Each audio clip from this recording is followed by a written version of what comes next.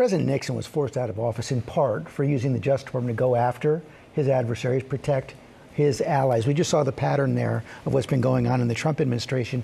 And this move to indict Comey, the latest example, probably the most egregious. Yeah, I mean, look, there's the how it went down, and then there's the potential case, right? The how it went down immediately becomes a concern, which is the U.S. attorney appointed by Trump decides there's not enough evidence to move forward here. And by the way, that's what his line prosecutors apparently thought as well. President Trump doesn't like that answer, announces publicly he thinks there's a great case, puts in his own personal lawyer who has no prosecutorial experience, right? She's an insurance lawyer who's now put in that position. And suddenly, with the statute of limitations looming, it seems that they're now going to seek an indictment against Comey. But then you look at some of the facts, right? And I dug into every statement that Comey has made.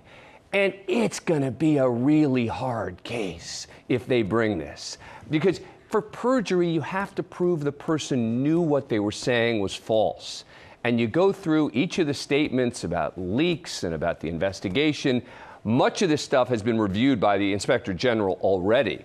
But this is going to be reviewed by the predecessor in the U.S. Attorney's Office who said there wasn't enough evidence to bring charges. So what happens next? Well, so look, we'll see if the grand jury moves forward, right? It's typically pretty easy to get a grand jury indictment, but we've seen in cases like these, including with this administration, a grand jury say no. DC, they're saying no. That's right.